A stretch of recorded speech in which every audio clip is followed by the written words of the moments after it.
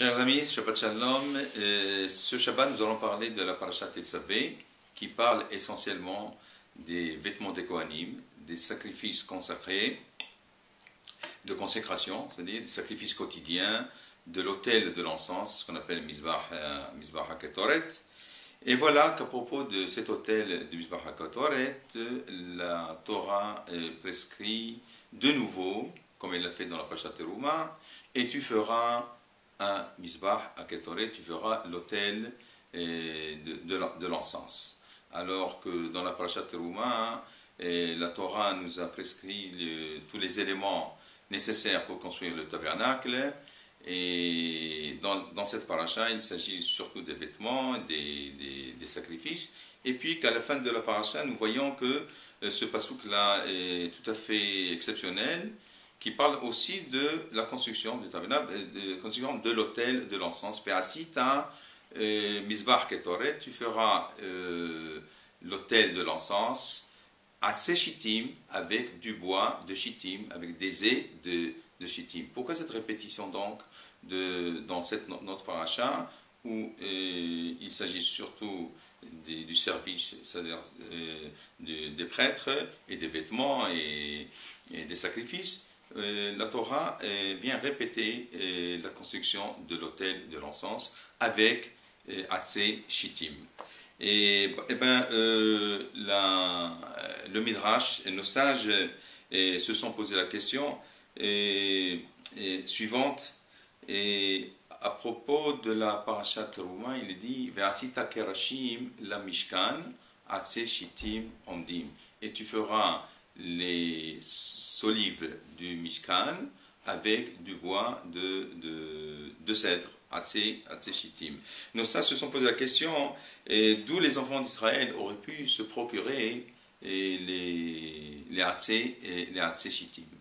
Eh bien, le Midrash nous dit la chose suivante, que Yaakov Avinu, notre patriarche Yaakov, lorsqu'il est descendu en Égypte, lorsqu'il a eu la bonne nouvelle que Joseph était encore en vie,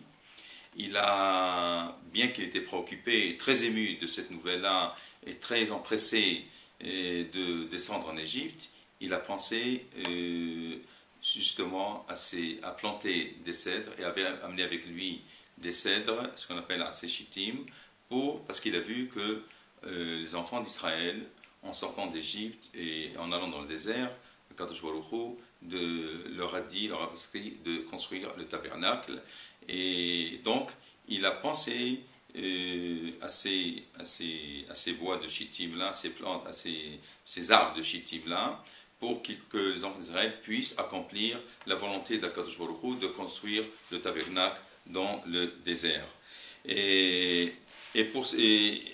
aussi, nous voyons aussi qu'en Israël, les enfants d'Israël, en sortant d'Égypte, bien qu'ils étaient après un esclavage très dur, et ils étaient empressés de sortir d'Égypte, ils ont quand même sorti avec eux, comme l'a voulu Jacob, leur patriarche, ils ont pris avec eux ce lourd fardeau de bois de cèdre pour qu'ils puissent construire le Mishkan. Ce Midrash vient nous enseigner et nous montrer comment nos patriarches ont toujours préparé le terrain pour les générations à venir, même dans des moments ou des événements difficiles comme les événements qu'ils ont eus en Égypte. Ils avaient toujours cette inquiétude-là, cette préoccupation-là de toujours assurer la vie spirituelle de leur génération.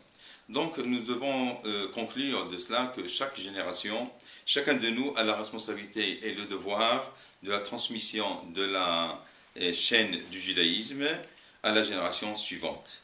Il ne suffit pas seulement qu'on se soucie seulement de notre intégralité spirituelle, de nos prières journalières, de nos mitzvot.